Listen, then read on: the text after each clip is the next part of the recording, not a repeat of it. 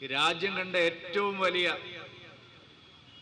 അഴിമതി 5 കൊല്ലം കൊണ്ട് നടത്തിയ ഏക കോർപ്പറേഷൻ തിരുവനന്തപുരം കോർപ്പറേഷനാണ്.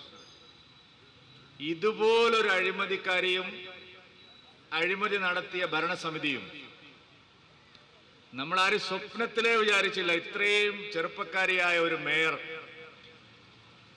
ഇത്രയും വലിയ പകൽ കൊള്ള ഒരു മേയർ സ്ഥാനത്തിരുന്നു കൊണ്ട് നടത്തുമെന്ന് നമ്മൾ ആരും തന്നെ വിചാരിച്ചില്ല. അവർ മേയറായി വരുമ്പോൾ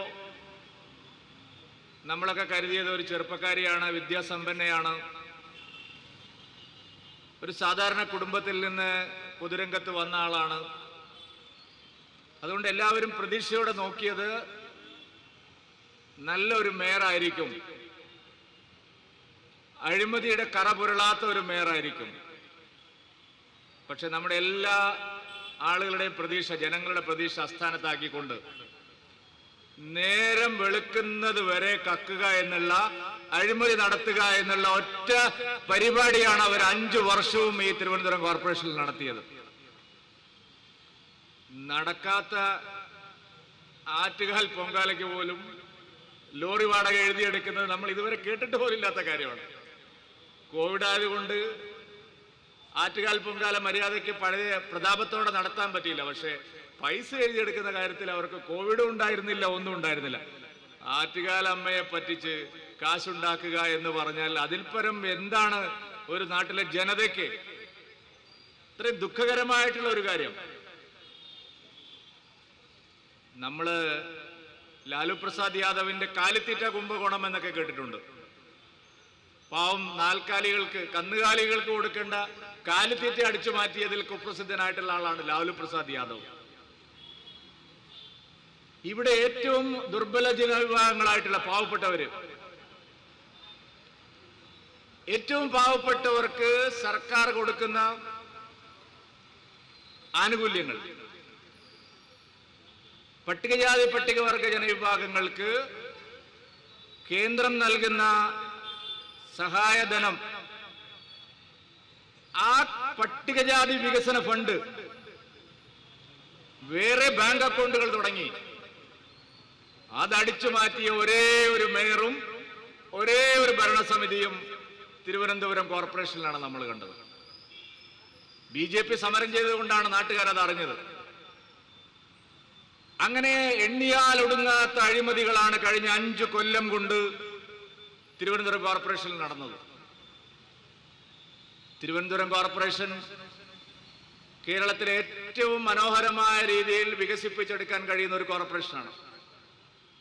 നമ്മൾ ദൈവത്തിന്റെ സ്വന്തം നാടെന്ന് പറയുന്ന കേരളത്തിൽ ദൈവം കനിഞ്ഞ് നൽകിയ നഗരമാണിത്. ശ്രീപത്മനാഭസ്വാമി കുടികൊള്ളുന്ന നഗരമാണ്. ചരിത്രവും പാരമ്പര്യവും ആധ്യാത്മികതയും സംസ്കാരവും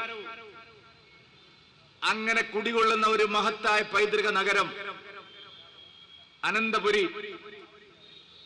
ആ തിരുവനന്തപുരത്തെ ഏത് കോലത്തിലാണ് ആക്കിയത് എന്നറിയണമെങ്കിൽ ഒരു അരമണിക്കൂർ മഴ പെയ്താൽ മാത്രം മതി ഈ തിരുവനന്തപുരം നഗരത്തിന്റെ ദുരവസ്ഥ എന്താണെന്ന് മനസ്സിലാക്കാൻ.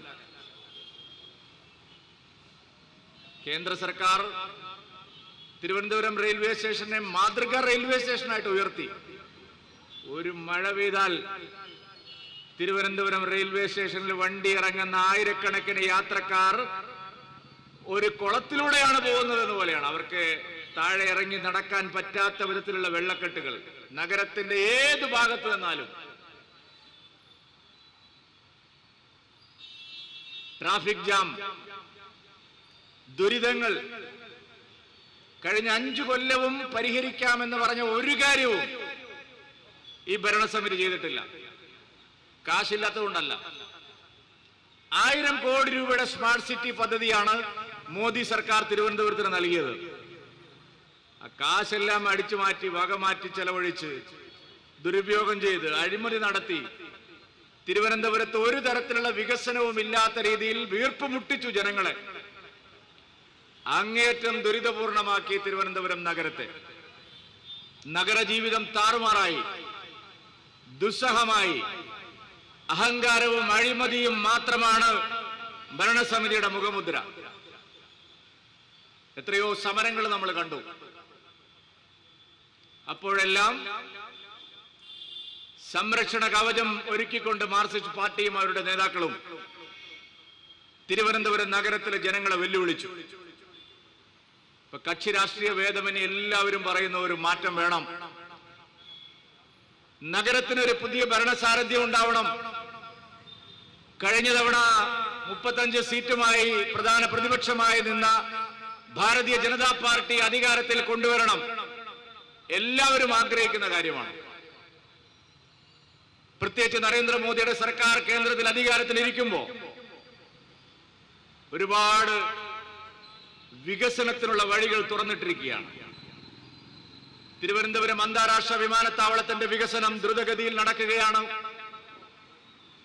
ലോകത്തിലെ ഏറ്റവും നല്ല തുറമുഖങ്ങളിലൊന്നായ പോർട്ടുകളിലൊന്നായ വിഴിഞ്ഞം പോർട്ട് അതിന്റെ പൂർണ്ണമായിട്ടുള്ള ഓപ്പറേഷൻസിലേക്ക് കടക്കുകയാണ്.